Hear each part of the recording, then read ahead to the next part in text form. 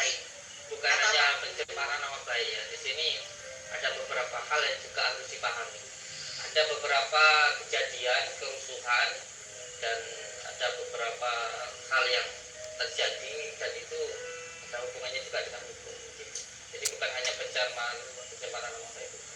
Ada beberapa hal yang Itu yang tertuju kepada pesulap merah itu. Termasuk ketika beliau mengambil video saya tanpa izin, lalu mendistribusikan kepada yang lain tanpa izin saya, dan sudah menyebutkan nama saya melakukan penipuan. Saya hanya ingin tahu yang saya tipu itu siapa, lalu korbannya itu mana, dan alat buktinya itu apa. Hanya itu saja sebenarnya yang saya tanyakan. Itu saja sudah. Jadi yang dilaporkan pesulap merah kan? Iya. Iya. Oke, nah berarti kan sekarang ini sudah ada laporannya. Kira-kira dari Gus sendiri untuk pesulap merah ini kan dia selalu memberikan statement ya tentang apa yang Gus lakukan gitu ya, dan mungkin cara Gus untuk ke pasien gitu ya. Tapi kalau Gus sendiri apa yang diungkapkan oleh pesulap merah Gus merasa apa? Iya, memang ilmu gaibiyah itu adalah ilmu rasa ya, ilmu rasa yang hanya bisa dirasakan oleh yang mengamalkan. Dan orang lain mau saya ceritakan seperti apapun rasa itu, kalau dia nggak pernah mengamalkan, ya dia nggak akan percaya. Bagaimana ketika semuanya kita suruh membuktikan antara surga dan neraka, atau kita suruh membuktikan tentang hari kiamat, atau kita bisa merasakan semuanya, kita melihat penampakan, terus panjenengan nggak percaya terus tanya, coba tunjukkan ke saya penampakan seperti apa, kira-kira bisa nggak? Itu sesuatu hal yang bersifat gaibiyah, batiniah.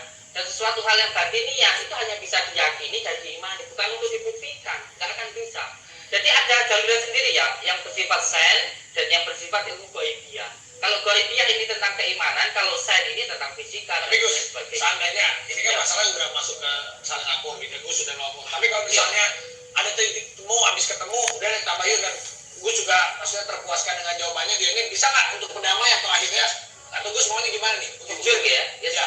Dari pertama kejadian beliau datang ke Padepokan, itu saya sudah berulang kali untuk menyampaikan ingin bertemu dengan Marcel ini. Saya hanya ingin bertanya siapa yang saya tipu, lalu korbannya siapa, terus alat buktinya mana. Hanya itu saja. Kalau beliau bisa datang ke sini, lalu bisa menunjukkan ke saya akan minta maaf dan saya akan bertanggung jawab secara hukum.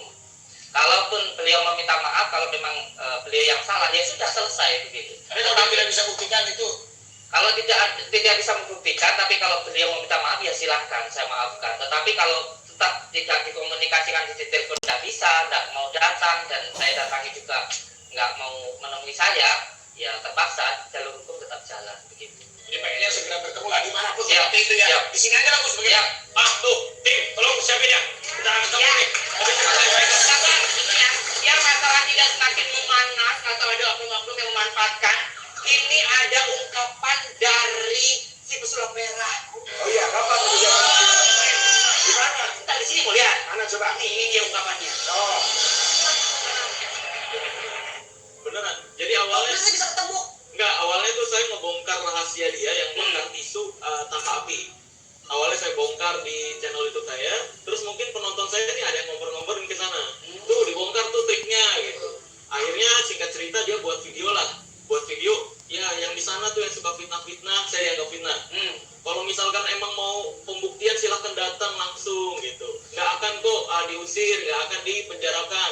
Dia sumpah demi Allah. Bahkan dia bilang nggak akan dilaporkan polisi. Tapi ya kalau dilaporkan polisi begini, mungkin Allah Azza wa Jalla ingin menunjukkan bahwa omongannya nggak bisa dipercaya.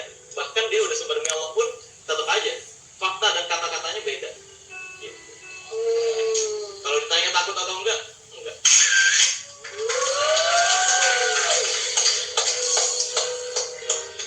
Boleh tanggapi? Boleh. Ya.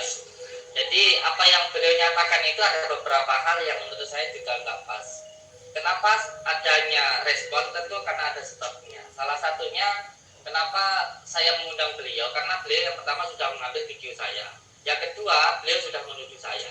Maka ketika itu saya memberikan respon untuk beliau datang ke Padepokan. Tapi pada kenyataannya ketika beliau datang, itu dia nggak mau masuk. Tapi saya yang disuruh untuk keluar. Nah ketika saya di luar, ternyata sudah jadi keributan itu tadi. Dan ketika saya langsung berhadapan dengan beliau, itu beliau tidak mau masuk.